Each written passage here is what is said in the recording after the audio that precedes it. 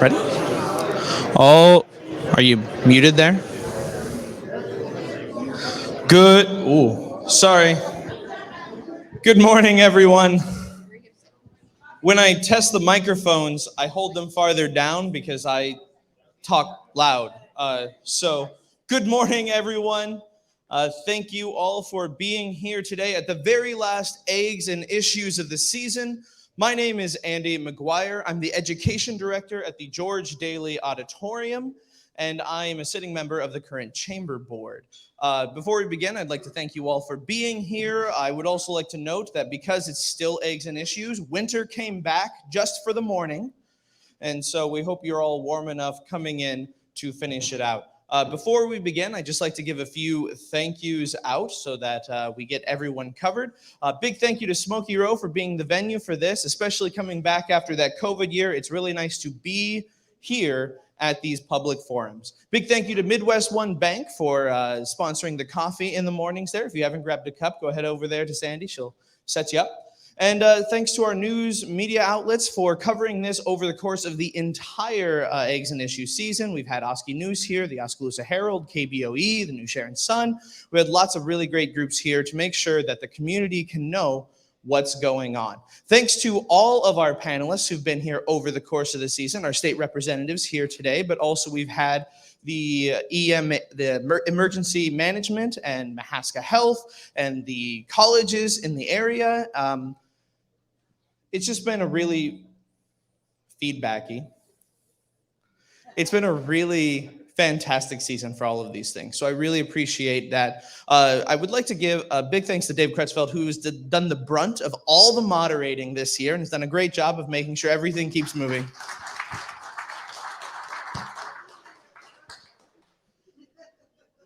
We've made it through protesters and cold weather to get a nice sunny morning here today. But finally, I'd like to thank all of you. These forums work and continue to work because you're willing to come out and be invested and interested in what's going on in your community. And not every community has forums like this. So I really, really, really, from the bottom of my heart and the rest of the chamber, thank you for your support. And with that being said, I think I'm going to turn this over to Dave so we can get our morning started. Thank you all for being here, and we hope you enjoy well, I don't know. Is it going to be too much of a show today, do we think? We'll see what happens. Good morning, everyone. Welcome for being here. I think we ought to start out by doing something patriotic. So how about if we have the presentation of the colors?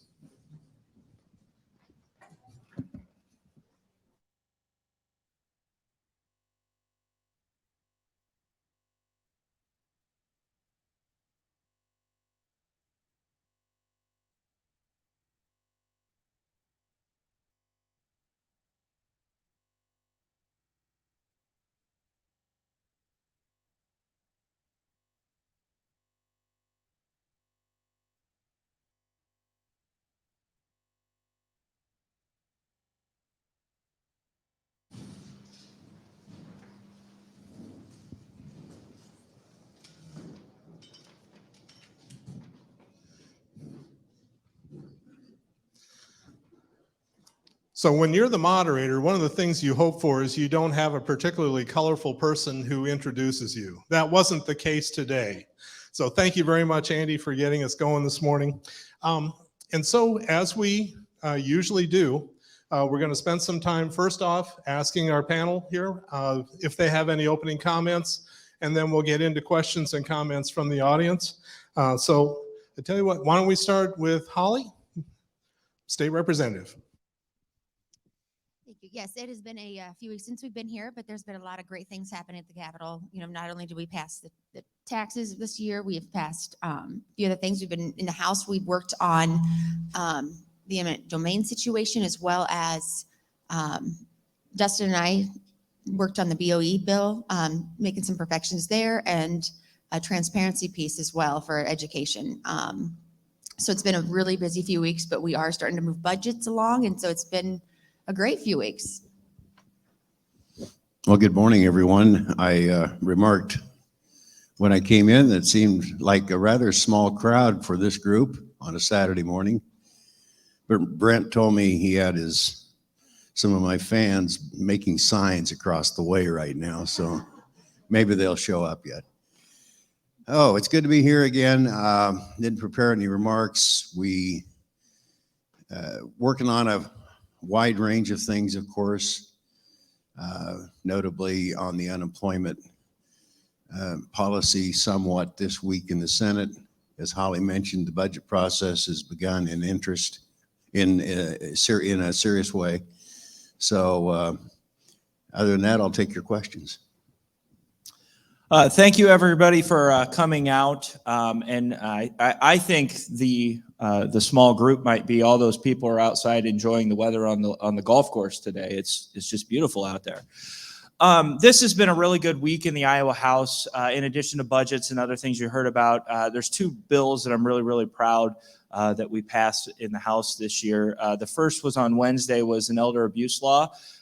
Increased penalties for physical abuse of older Iowans and theft from older Iowans, as well as created a new crime of elder abuse and financial exploitation of an older Iowan.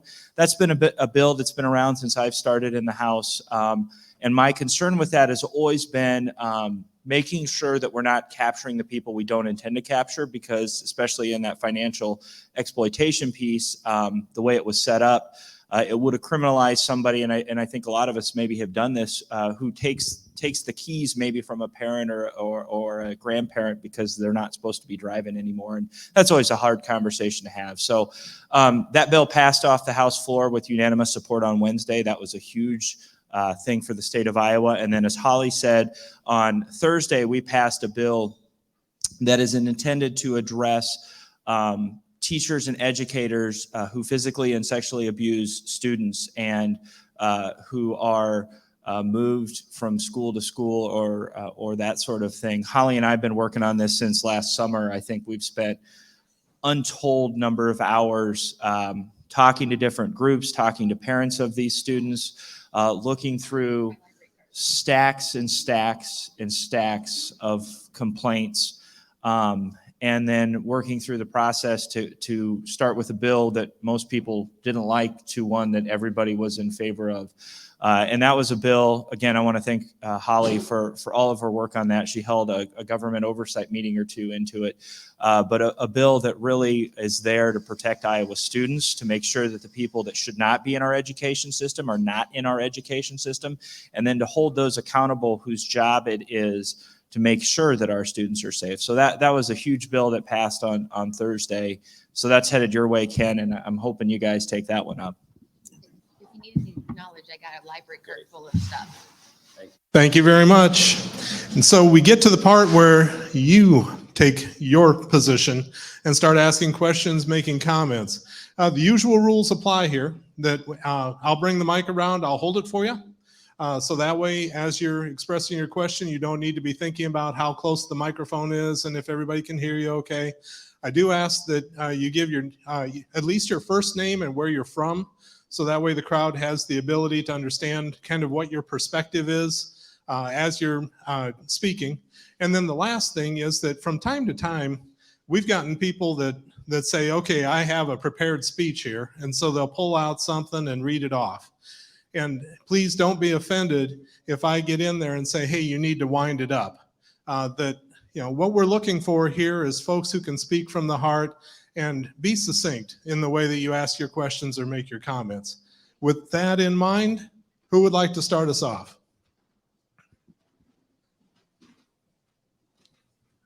I'll hold the microphone. Okay. Name and address. Hi, my name's Teresa Conley, and I'm homeless right now. And I think they need to have a place in town here for people who are homeless.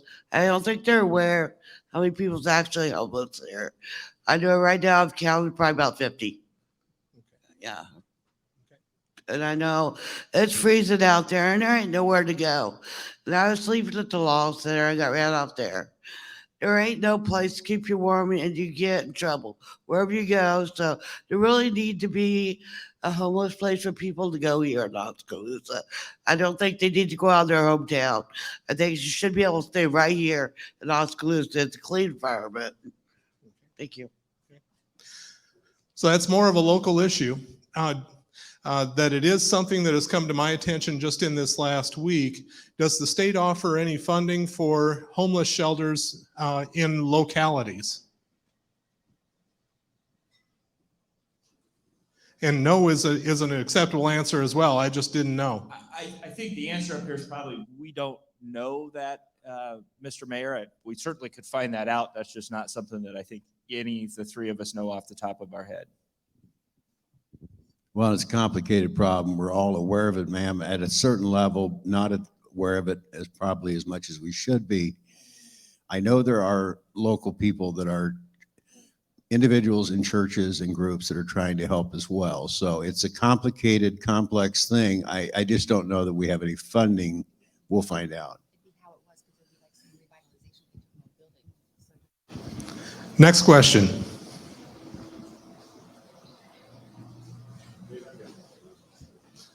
I don't have a speech.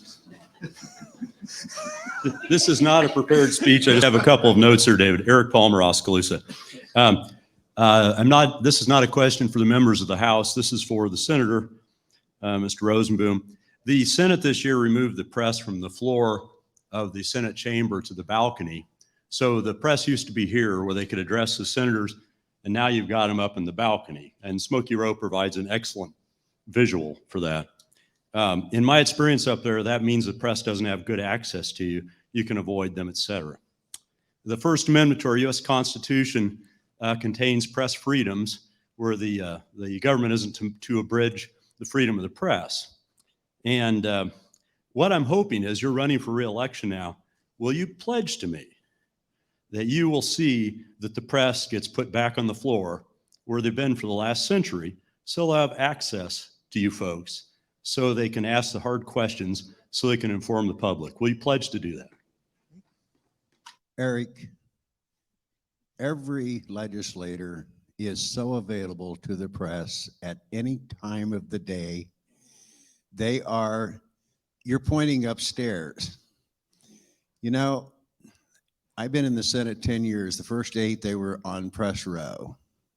And then because of COVID, originally they were removed from press row, as were most other people in the chamber. I had rare questions from the press. I had as many that came by phone, by email, by out in the rotunda as I did, and certainly on press row. So I just think that's a red herring argument. I know people like to talk about it. Accessibility to the press is not a problem.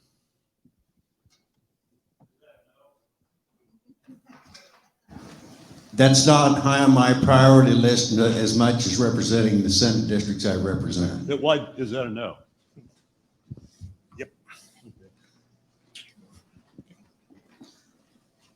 Catherine Call Goodman, rural Leiden. My question is, why do you think cutting unemployment benefits would help everyday Iowans or make it more likely people outside the state would want to come into the state to work?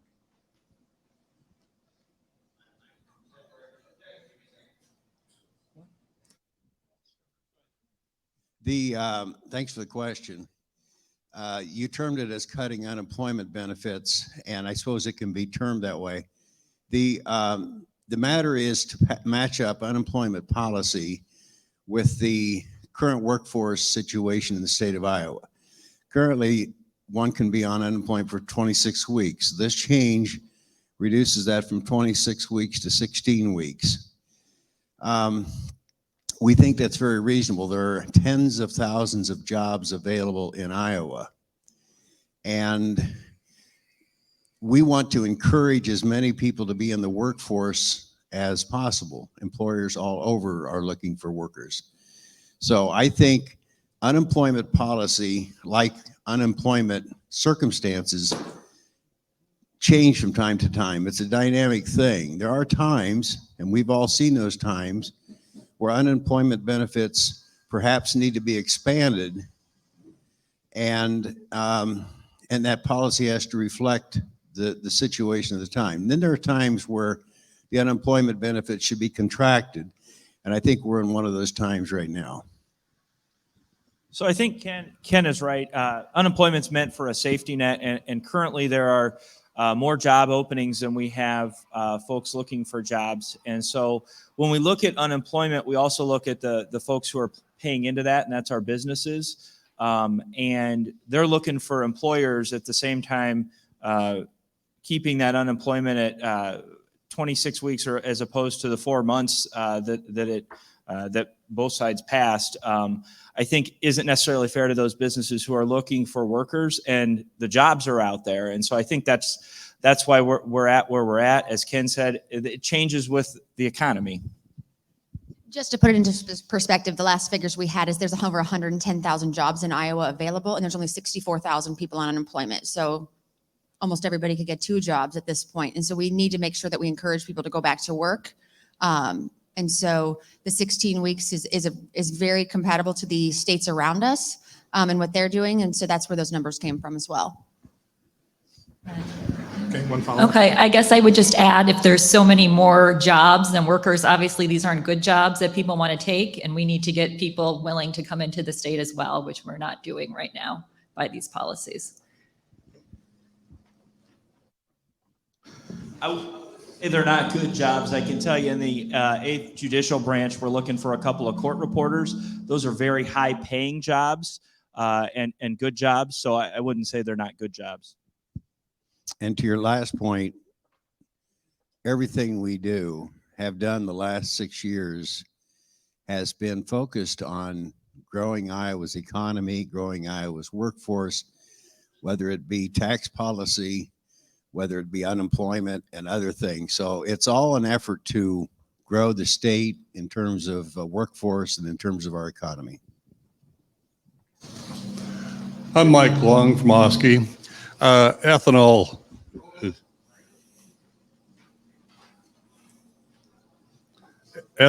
is my issue. I really don't like the idea of the state forcing gas stations to sell E15. Smaller stations may only have room for 2 tanks underground. So are they going to get rid of regular, or are they going to get rid of E10? Also, E15 cannot be used in millions of vehicles. You cannot use legally E15 in a lawnmower, snow blower, boat motor, ATV, chainsaw, motorcycle. I guarantee that is true, because as a member of the American Motorcycle Association, I get monthly updates how they're fighting E15 because we cannot use E15. It's harmful. It can destroy your warranty, it can destroy the fuel system. So, and the pumps that I have noticed, when it says 88 octane, doesn't say contains up to 15% ethanol, which is for some reason hiding the fact that it's got more ethanol. So people don't know what they're buying. They're just buying on price. So you need to make sure that stations are going to advertise properly and the public knows what they can use it in, what they can't use it in. Thanks, Mike. So, and that's some of your concerns. That's why the House bill came out the way it did. It is to protect those smaller gas stations by saying if you got to change your infrastructure, you don't have to make the change. It's when you come to the state of Iowa and we help you change that infrastructure, which we've done in the past, and paid to change tanks and all that other stuff. That I think being in the state of Iowa, ethanol is certainly one of an important industry in our state, and so I think it's only right that we would help prop that particular industry up because it does mean so much to the state of Iowa. But the House bill did take into consideration those things and allowed for those smaller gas stations to not have to change if it requires, breaking concrete, if you will, as well as allowing, just like many stations around here now, to have different grades of fuel and different contents of ethanol. So.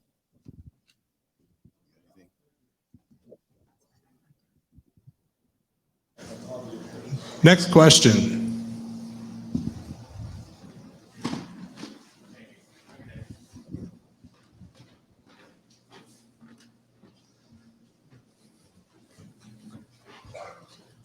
Joe Warwick, rural Mahaska County. I have here a tax sheet that comes from the treasurer's office. And at the bottom of that, it gives a breakdown of how your taxes are broke out. And clear on the bottom line, there is ag extension and brucellosis, which are two different separate entities. So it's split. Now the brucellosis tax goes to the state. It's been going to the state for years and years. For what reason and what is it used for? Who does it go to? And why is it necessary for it to come out of property tax?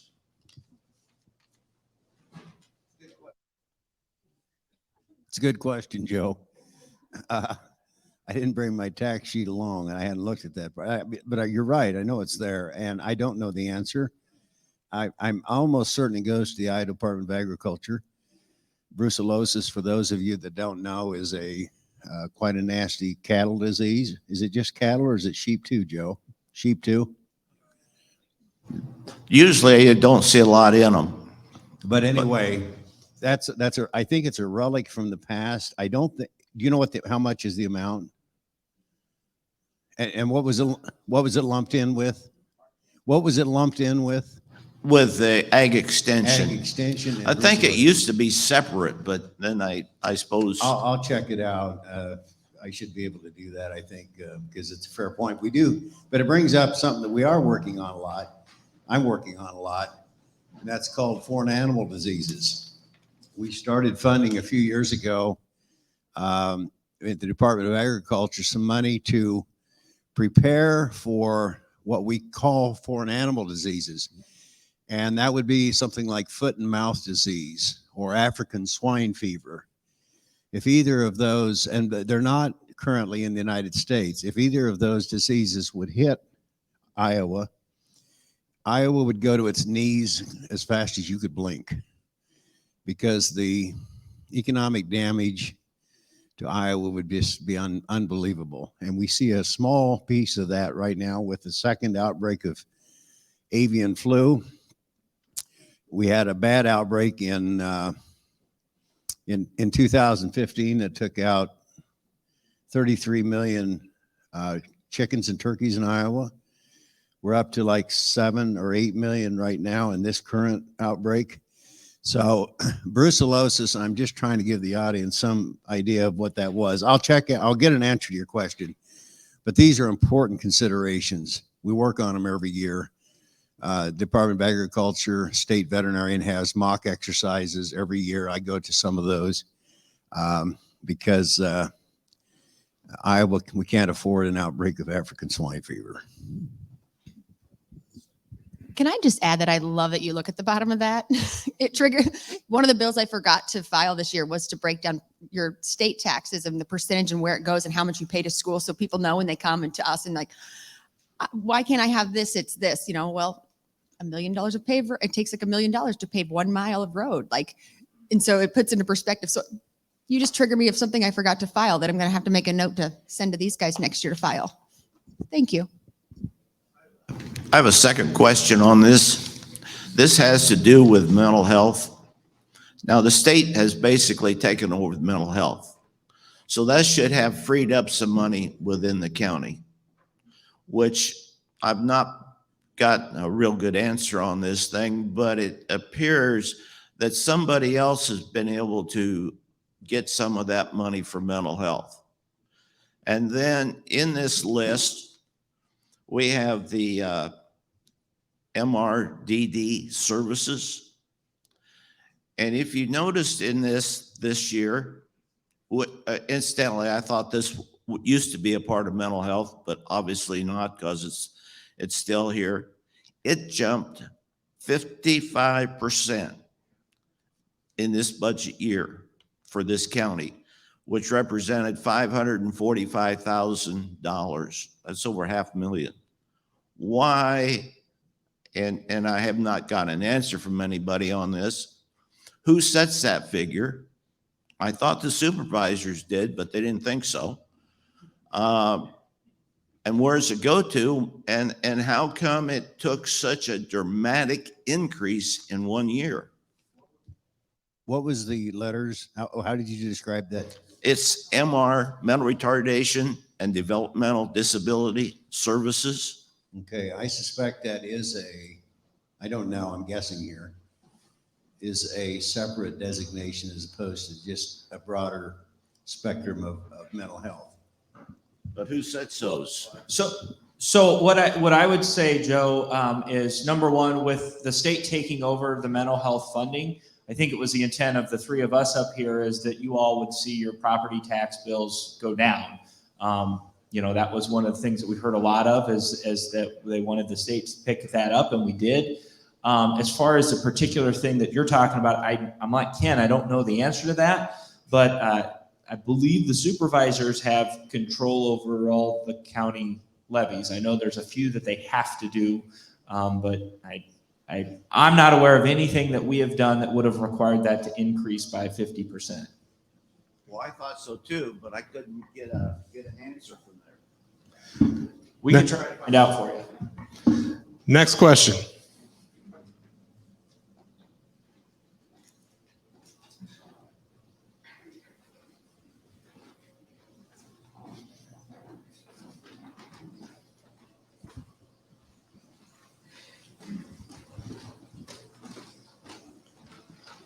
Lawrence Rao, Romahaska County, infected by the CO2 pipeline systems. I thank you for getting that eminent domain stopped at least for 12 months. Please make it permanent on individual companies being able to do that. Do you care to elaborate a little bit on the background of that decision and that issue? I think the thought with the basically the 1 year, be a little bit shorter than a 1 year moratorium on that, is to allow the property owners and the companies to negotiate in good faith. To your comment, Lawrence, this is where it does get a little bit tricky because I understand what you're saying. Private companies, and initially that sounds like a great idea. The problem is we have a lot of private companies in the form of electric companies, gas companies, cable companies, internet companies that quite frankly couldn't do what they do without eminent domain if they didn't have the ability to put in a power line or a gas line like they needed to. So that's some, and when I say gas, I'm talking natural gas. So that's some of the, you just couldn't do a blanket, a private company couldn't do it because then we'd have some issues. But the private company with your utilities is going to, once they get it installed, is going to use it and the customers are going to have a service. This pipeline is going to store it underground for 20 years or however long, so it's no service. And I understand what you're saying. Again, I think that's part of the 1 year moratorium is to let those issues kind of get sorted through because it's not a simple issue.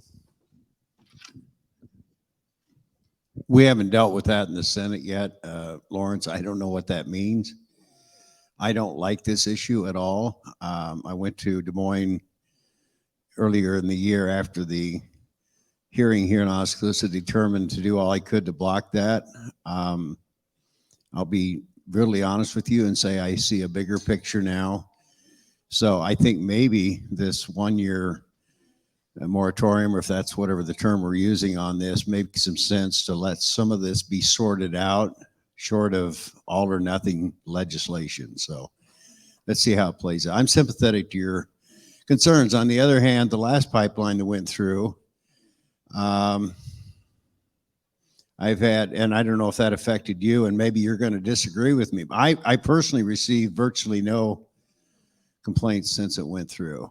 Nothing at all. Yes, the oil line, it did go through, catty-cornered across my 160. Okay. That's within 500 foot of my house. They paid well. Their construction crews were very professional. They did what they said, but I can still see it when the weather isn't exactly right in moisture because of the dirt moving and the compaction.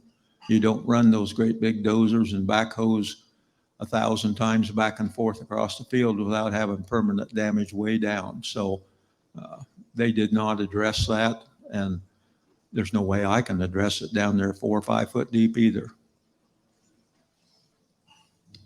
Your point's well taken. Next question. Jeff Vanderbeek, Oskaloosa. Senate Study Bill 3157, Tax Plan 2 with I Will funding. What are your thoughts, Senator Rozenboom? Can you be more specific? So are you in favor of it, or it went through subcommittee this week, passed out of subcommittee, and should be going to the full Senate, my understanding? For the benefit of the audience, can we talk a little bit about what that is? Okay, let's start there. Thanks, Dave. I will, I think is a term you use. Another term is the Natural Resources Conservation Fund, which was a referendum passed in 2010 by Iowans that got 63% support. And that called for funding this outdoor trust, Natural Resources Outdoor Trust Fund. There's never been any money put into that fund because the legislature has never raised the sales tax to generate money for that. So there's been discussions of that all 10 years I've been up there. I've worked on that a lot in terms of how we would spend that money should we ever tax for it. So that's the background now. And that was part of the last month when we passed the major comprehensive income tax reform. What you're talking about now was a piece of that legislation, and that piece was pulled out of the tax reform legislation, but now it came back on its own in Ways and Means Committee in the Senate. I'm surprised that it came back, Jeff. I didn't know it was going to come back. I've always been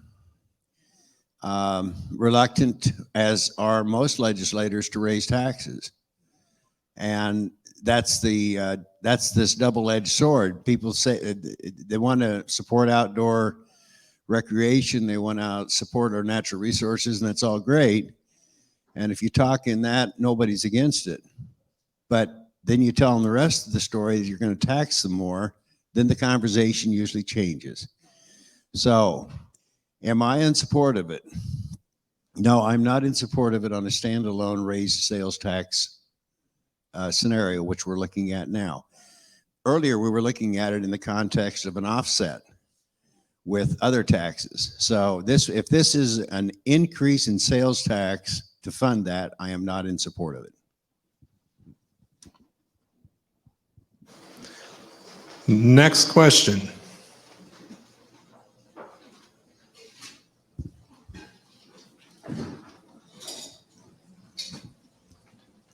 Allison McGuire, Oskaloosa. And I was just wondering if someone could explain what in our current budget pays for the tax cuts that we're going to be getting coming up from the bills you passed this year. Let the tax guy start it. So when we looked at this tax cut, we projected out several years, and it's funded, if you will, through a combination of increase in revenue and then the Taxpayer Relief Fund that's been sitting out there, and it's well over $1 billion and is growing. And so, again, being the Taxpayer Relief Fund, that's the way that we believe it should be used, is to help relieve the burden on taxpayers. So between the anticipated revenue growth at a conservative rate, less than what actually has been historically true, is what we're planning on. Plus, again, the Taxpayer Relief Fund for maybe those years where those numbers aren't where we would expect them to be. Can I ask a follow-up? And so where does the money come from that goes into the Taxpayer Relief Fund? So the Taxpayer Relief Fund, and I don't know all the mechanisms, is basically once the reserves are full, once the rainy day funds are full, this was something that was put in place many moons ago, I don't know, 10, 15 years ago, that then over a certain amount extra goes into that taxpayer relief fund. So it's unspent, or what I would say is over-collected tax dollars from Iowans. So then that's different from our general state reserves then, is that correct? Correct. And And how those much- are still at about we'll call them rainy day funds, and there's two of them, and I don't know the names of them, but basically those are about $1 billion. And as that, well. and so the feeling is that that's full, and so then there's money that can go into taxpayer relief. Correct. What we are not, we have no plans to touch those rainy day funds. That is not at all what our plan is built around. It's built around ending balances in that taxpayer relief fund. And I think that really gets to my question, which is, so the rainy day fund is there. We have a general surplus right now. Do you have a ballpark of what that is in that rainy day fund? In the rainy day funds, it's about $1 billion. So I guess I'm wondering if we have these two different funds and there's $1 billion in each of them, what are we planning to do with that surplus? The surplus, again, it's the tax cuts. It's to give that money back to Iowa. Everything Dustin said is right, but I want to maybe provide a little larger picture and some more context. We actually started, I would say, in the Senate side, we actually started on this tax cut 6 years ago when we took the majority. Part of tax policy has to do with, yes, how much we tax. It's also about how much we spend. I've been on the Appropriations Committee for 10 years. We have deliberately and consistently kept our spending under control so that we would be, first of all, responsible to taxpayers with the dollars we collect. But secondly, to put ourselves into a position where at some point down the road, we could actually provide a tax cut. And we're there today. We have always worked with at least a 5-year budget projection. You just don't wake up one morning and say, I think we ought to do a tax cut. That sounds like a really good idea. No, you do that with long-term planning, projections, spending decisions. All those things together created a situation where we could give Iowans a significant tax reduction. And let's not lose sight. And we had questions earlier about unemployment and getting people in the state and workforce. All part of that same question in my mind. We went from what is generally considered the 8th highest tax rate in the country, income tax, to now what is the 4th lowest state of those states that collect an income tax. Now there are 9 or 10 that have no income tax. We're not there yet. But my point is we made Iowa a much more attractive place for families and workers to live. So this is a very broad picture on how it's called responsible budgeting. It's the same thing we all do in our own homes, hopefully, that we put money aside when we can, but it's a spending question. It's a complicated thing, but I think you get the idea where we're heading with this. I can't let you hog the mic. And I think it's important that, this isn't our money, this is your money. And over the last few years, the budget process has been great. We haven't had to deappropriate anything, which is a huge thing. That means we're following through with the promises we made. But we still have an extra, as surplus, we'll say, which we need to make sure that goes back to Iowans. So continuing to be responsible, we're following through with the budgets, but we have the funds in case something else happens. But this has been year after year that we've been able to follow through and keep our promises of what we've budgeted to everybody. So nobody had to do any cuts, unlike years prior when it was, we promised you 4%, but nobody really talked about afterwards, you might have only got 1% because of the irresponsible budgeting through the early 2000s or mid 2000s. And so I think that this has been proven. That's why it was such a long-term plan. This is a fly-by-night. It was proven year after year that this is able to do that. You guys are more responsible and deserve your money more than we do. I feel you all can spend your money better than we can spend your money. And that's what this was set out to do. And that's what I truly feel in the end is going to do is you can spend your money that you've earned. So.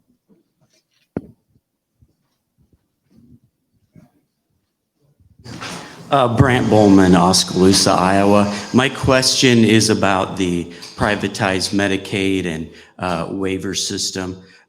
There's been a lot of reports in the papers over the last few years about people being denied care illegally. And I have some skin in the game because I have a child that qualifies for services. And in the last 4 years, she's had a different case manager. So it's been switched 4 times. And not just from a cost savings perspective, but as a quality of care, how do you rate the quality of care that we're getting from those privatized systems? Thanks for the question. That's an executive decision made by Branstad and then followed through with by Governor Reynolds. There was a very rocky rollout of that. I think everyone knows that. I think the governor's office would acknowledge that. And my emails, my phone calls, my concerns, my complaints in those years were significantly greater than they are today. Now that's purely anecdotal evidence, but I get very few calls or questions or complaints anymore. So I suppose you could have 2 conclusions from that. People quit complaining after a while, and that may be part of it. I also think that probably some of the original bugs that were in the system, some of the bumps get ironed out. So that's the best I can do right now. Well, and I wasn't around when the effect necessarily took place, but I was in the insurance world, and that's what I do. And so I think that, yeah, the rollout was pretty rough. Some different things happened. However, I also could sit back and see that there needed to be a change. I know in talking to several of the hospitals in my district, it also gave them the ability to help some of their patients and maybe figure out some of the the more frequent visits, and had a little bit of a handle on that to see how to fix that to curb costs. Because there was a lot of rubber stamping before. And so when the process changed, it did put a hiccup for some. But there was a ton of fraud that went through before. And so they did this process basically where they would pay and then come back later and figure it out, And so this put a different twist on it, but it's helping curb, and it's actually helping some patients because the local hospitals actually can help a little bit more figuring out what's going on, see a little bit more of the data, and figure out how to help individuals more personally as well. So there is that side of it. And I think a lot of corrections have been made. A lot of the changes to get things rolling smoother have been made. While it's still not maybe perfect, find anything right now that is. But it is moving in the right direction. They're still tweaking a few things, and it has improved a tremendous amount.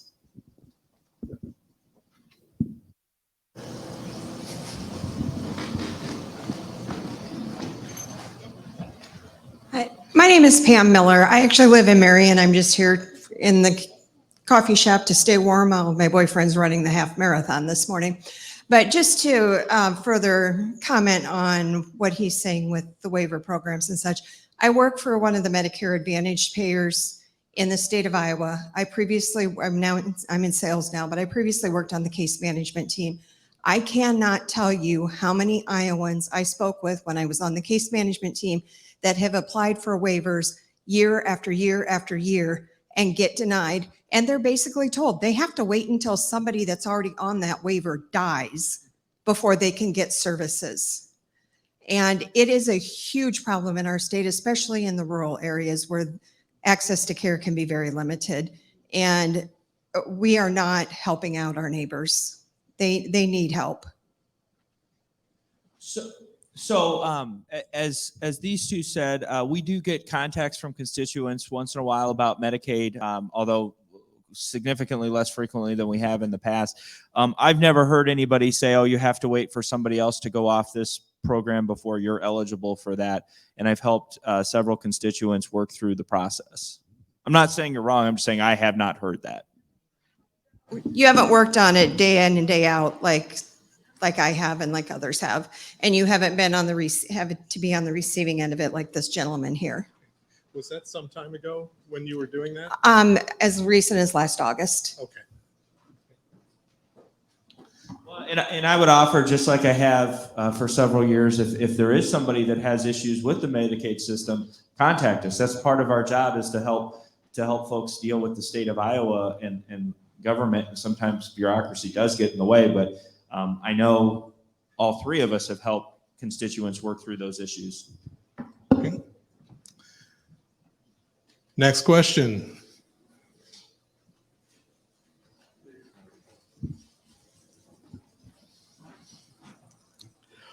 Gary Capps from here in Oskaloosa. I'd like to do a follow-up on the previous comments on taxes. The legislature's passed two really significant bills this year. One would exempt retirees and senior citizens from paying income taxes. The other would be to establish a flat tax of, I believe it's 4%, both of which are going to severely impact revenue if there's not an adjustment made otherwise. You've indicated that that's based on future revenue projections, but I think we've seen in 2010 and 2020 what can happen to revenue projections. So I guess I would like some assurance that we're not headed down the same road as Kansas and wind up with a broken state government based on reduced revenue and substandard services from our government. Fair question, Gary. And maybe I didn't make this very clear, and the future is never perfectly clear, of course, but these projections are based on what we consider to be very modest and reasonable growth expectations in the state economy over time. And Dustin touched on this a little bit. The Taxpayer Relief Fund, those dollars that are in that, in my mind, serve as something of a shock absorber for those times in the future when state revenues, for whatever reason, are reduced because of an economic downturn or something. So that's why we always resisted. You know, it's easy politically to say, if, well, we overcollected on taxes, we're just going to send a check to every Iowan to reimburse them. Well, we chose not to do that because we wanted to, again, have a vision of reduced tax cuts over time, or reduced taxes over time, coupled with some sort of shock absorber, a safety net, if you will, whatever you want to call it, for those tough years that we will probably experience down the road. So you mentioned Kansas. Everybody knows Kansas was the disaster. We've studied Kansas. We know what went wrong. We think we know what went wrong in Kansas, and we're determined not to repeat what happened in Kansas. Well, and to tack on to what Ken said, historically, state revenue growth has been around 4%. Our plan is expecting revenue growth to be around 3.5%. And even at the end of that, we still come out the end in 5 and 10 years with a healthy budget surplus and a healthy taxpayer relief fund. So Ken's example of a shock absorber is, I mean, exactly that. We know that the future is not always bright. Things happen, pandemics happen. But I think what we have done is very conservative and cautious approach to what we're talking about. But to the other point, Gary, especially on the retiree income, I spend some time in my practice helping people plan for when they retire to move out of state to save on taxes. And I'm so happy not to have to do that, so that Iowans can stay Iowans and don't move to Florida just to save on taxes. Now, we don't have beaches and it's kind of cold outside, so there's other reasons people move, but at least we can do something about the tax thing. Just a quick follow-up. As the old expression goes, the devil is in the details. In establishing the flat tax, there was nothing addressed in terms of deductions. So effectively, doesn't that provide an opportunity for high-income Iowans using the current deductions with a reduced tax rate to wind up paying no income taxes at all?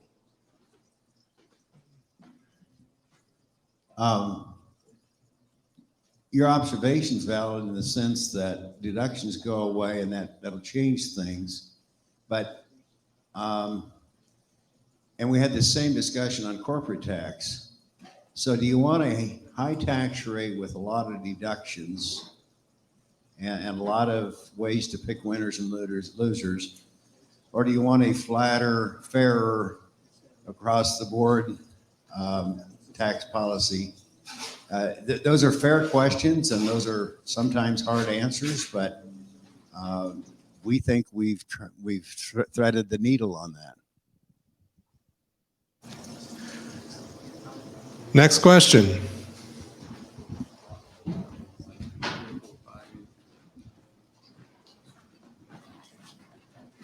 Lisa Ocean, Oskaloosa City Council. All three of you have mentioned growth, jobs, families, and that. I believe a critical piece to that is childcare. Could you maybe elaborate what you've done to help expand childcare in the state of Iowa?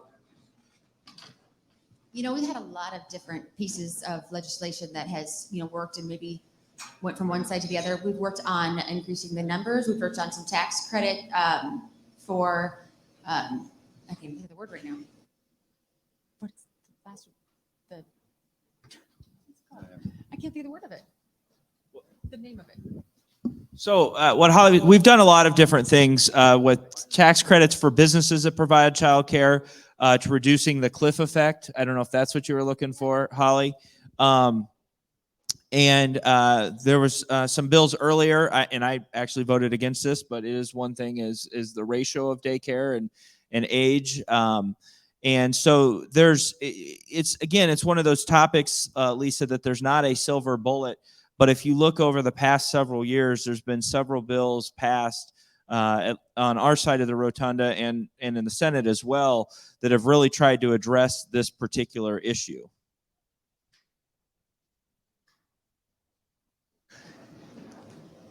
One of the issues in childcare, and I'm thinking about the local YMCA, is that the margins are so narrow.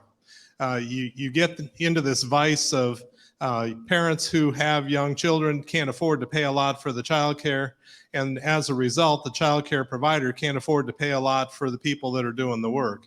And so it sounds like one of the initiatives was to consider lowering the age of the people doing childcare so that you wouldn't have to pay as high of a wage, and you also increase the labor pool. Is that pretty close to what was being offered as legislation, and what was your opinion on it, if it's accurate? Well, that was one of many, Dave, and that was to reduce for school-age kids the age of in a daycare from 18 to 16-year-olds. I did vote against that particular piece of legislation, but I can certainly also see the other side of it. And that was something that passed off the House side. I don't know where it sits in the Senate, if it sits in the Senate. But that was one piece of legislation this year. What I would say, and I apologize, I don't have a list of everything we've done, but the last several years, we've passed several bills to address this particular topic from using lots of different strategies. Yeah, so the one was the cliff effect, raising the threshold, allowing people to stay on a little bit longer, because a lot of times you talk to employers or employees or people who are on it, they might get a 25-cent raise, which then they lose all of their daycare assistance. And so doing a step-down approach, encouraging growth, encouraging people to move forward while not losing all of their benefits. If you're only going to gain $20 a week and lose $180, it's a really bad decision. People have to make those decisions. So we worked on the cliff effect. We also worked on some of the ratios for maybe a snow day so parents can still work, but maybe you can take a few more if it's a canceled snow day or something like that. We worked on other ratios for 3-year-old rooms, I believe it is. Also through some on the education side, is there a way to use Kiwi grants and last dollar scholars to get early childhood education degrees? So there's been numerous different pieces, and that's probably where we're all like, where's every single bill at? Because there's probably been 20 some in the last year. And so they all do a little bit of different things. So we also changed the number of children, make changes in the number of children. Yeah. So yeah, it's one of those things like many things, we try to gain a little here, gain a little there, try to reflect what's going on, but you can't just do one huge piece of legislation that costs $500 million a year and just fix it. It just doesn't work that way. Next question.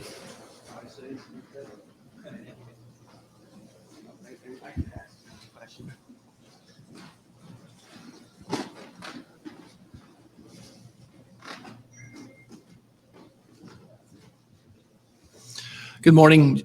Want to ask how you are dealing with inflation and budgeting. And my name is Brent from Oskaloosa. How are we dealing with inflation? Oh, Brett, transitory inflation. You're dealing with a budget, and inflation is here and hitting hard in a lot of areas. So how are you dealing with that? Can you explain that? No, I can't explain it because there's no, as long as 2 + 2 = 4, we can't at the state level absorb all the, and make corrections for all the errors that they make in Washington. There's no silver bullet here, Brent, you know that. So it's a fair question, obviously. Is it factored in? Is it factored into budgeting for next year and such as that? Do you see the state budget growing because of inflation? No, again, inflation's such a diabolical tax that I don't know that we can cover for that in all ways. It's going to hurt all of us. It's going to hurt state government just like it hurts you and I personally.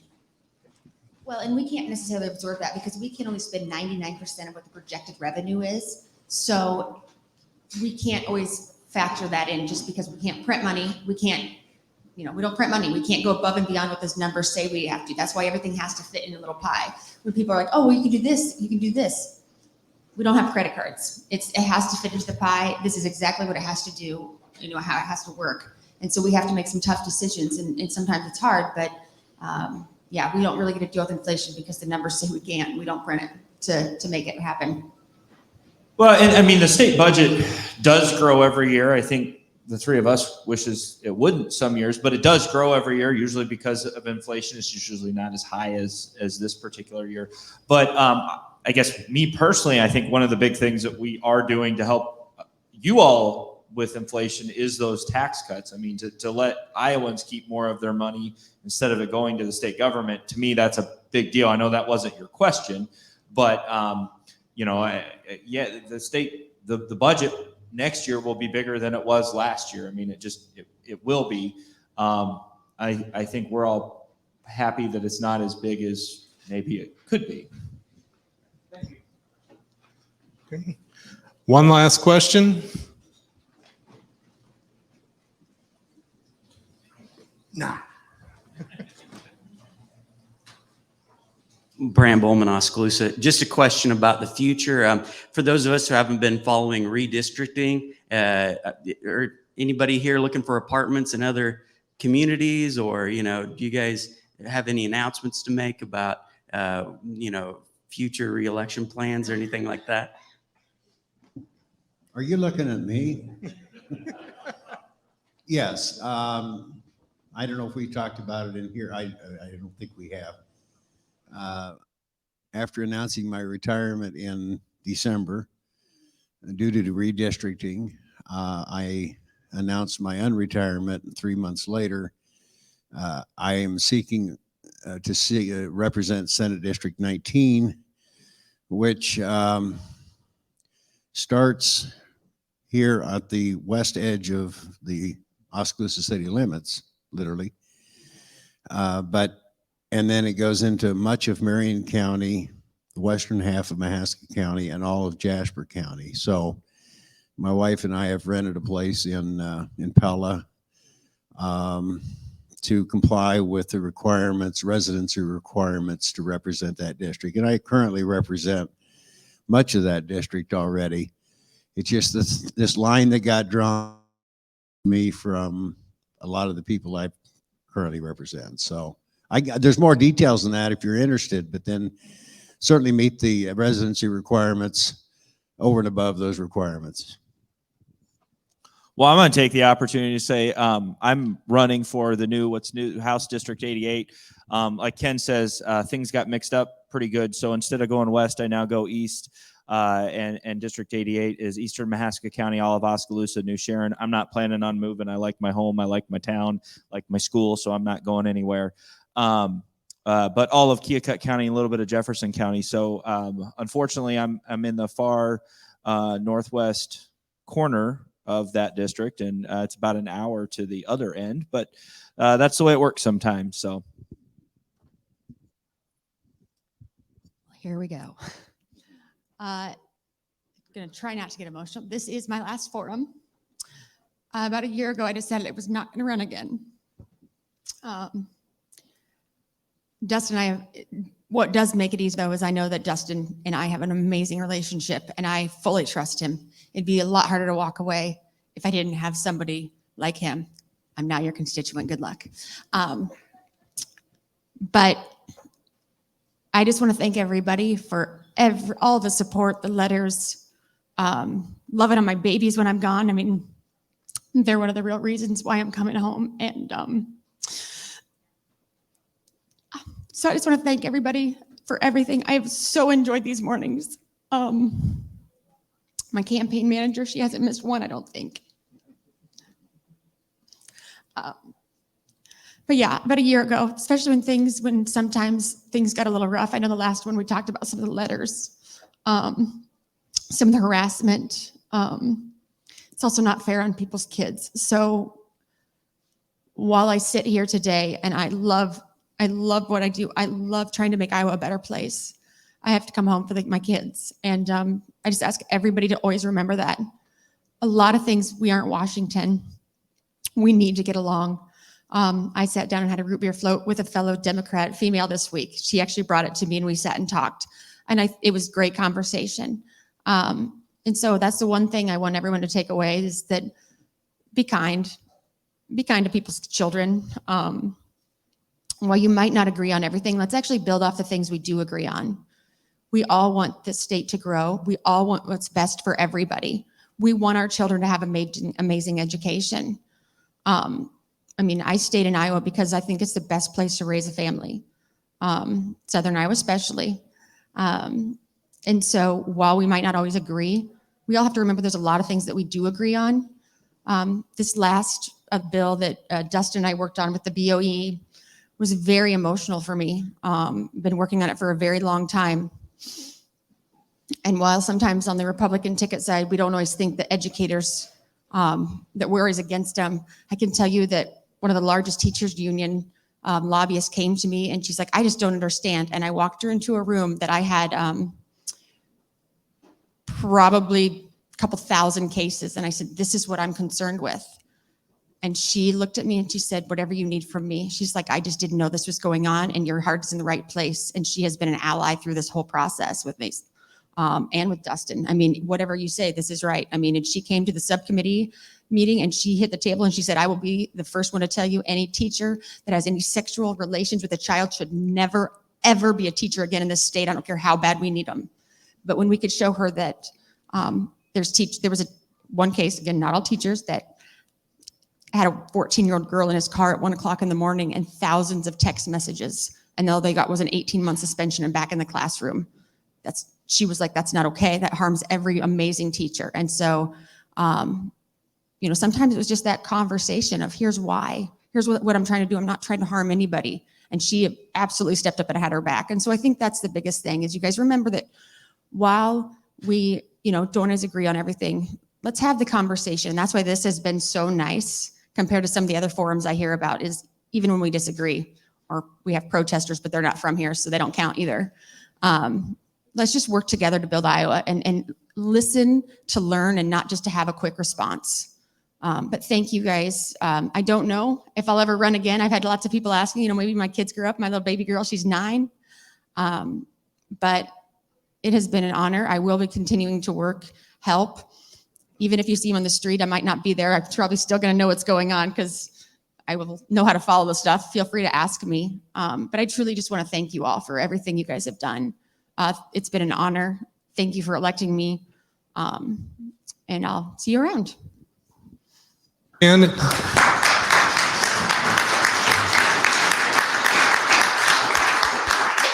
any parting comments from you? Oh, yeah, several. If I can remember them all. First of all, I want to thank Holly and Dustin both. You know, not so long ago, I sat at this table and I was the youngest of the three. That's clearly not the case today, but it's been an honor to serve with both of these. Actually, none of us will be in one another's district going forward. Yeah, that's right. You will be in his. You can really, yeah. Number two, I want to revisit the tax/inflation question one more time and remind the group how significant this is. Every person in Iowa that's on IPERS, is on Social Security, is on retirement income, we just gave every one of those a 6% pay raise because we don't state tax that at the state level any longer. That's a small item. We know that they're on fixed incomes, and we've addressed a good chunk of that inflation in one fell swoop. We can't keep doing that year after that. We can't keep dealing with this kind of inflation, but I think we've covered that base pretty significantly. Two other things to your question about residency. I didn't make clear our acreage out here is not for sale. We will maintain that residence as well in case the vultures are circling. One other comment about the protesters, Holly mentioned it again. They may have had a part in my unretirement as well, because I recognize how vitally important it is to protect Iowa agriculture from people like that. And the last thing I'll say is that I'll give Joe Warwick the Stump the Senator prize today. No, he's over there. Joe's going to stick around for the whole thing. We know that, Ken. I want to thank everybody for showing up here. I do want to thank certainly Holly for all that you've done for your district, for your constituents, for all the help you've given me, all the pain I think you're going to be in my side next year. So that'd be good. And certainly all this work that you've done on this bill that we passed on Thursday to address the issue with teachers and making sure the wrong people are not in education. That is not an insignificant bill. That took a significant amount of time and effort to go through all that and to do all that. And you were probably spent more time than anybody else in that building, maybe with the exception of Kristen, but on that issue. And I truly want to thank you for that. It's been an honor and a pleasure to serve with you. Ken, I won't be voting for you again. But I look forward to continuing to work with you, Ken, in the future. But certainly want to just thank everybody. Thank you, Mayor Creutzfeld, for hosting these or being the MC or sometimes crowd control. You do a great job, and everybody else that's part of these. They take a lot of effort to put on. I think last year and the year before, we learned what we had in these eggs and issues by not having them or not having them in person. And so I think all three of us really appreciate this. It's certainly a great opportunity to talk to our constituents. And now we start winding things up. We want to say a special thank you again to Midwest One Bank. Sandy providing the coffee here.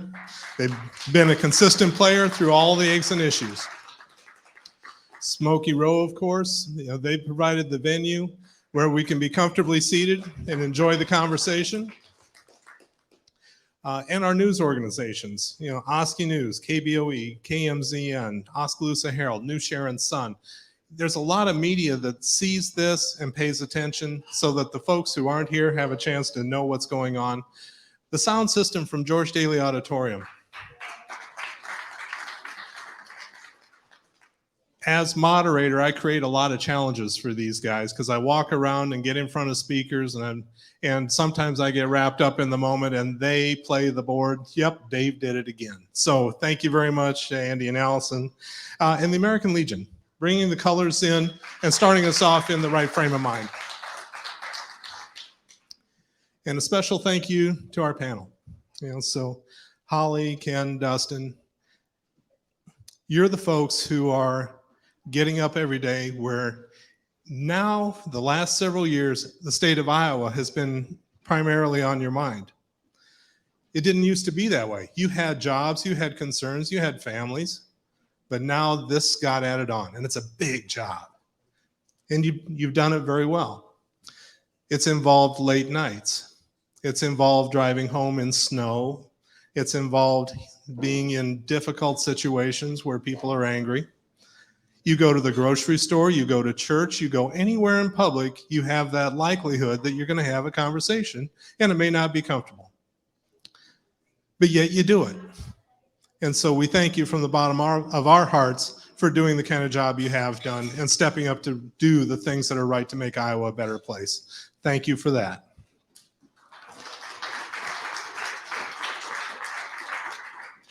And finally, thank you to you.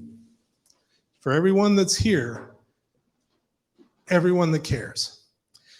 The conversation we have is respectful, and it is, what I love about it is it has the attitude of a peer-to-peer thing, where there's a mutual respect for the people who are elected, for the folks asking the questions, and respect from the people asking questions for the people who are answering them. That doesn't have to happen that way, but I think it speaks well for the culture of this community and the way that you conduct this event. I walk around with the microphone, big deal. You're the ones who are talking into it. So thank you very much to you for the way that things have gone so far this year. And as we finish up, thank you so much for being here all this time. And with that, let's make it a good weekend. Thank you.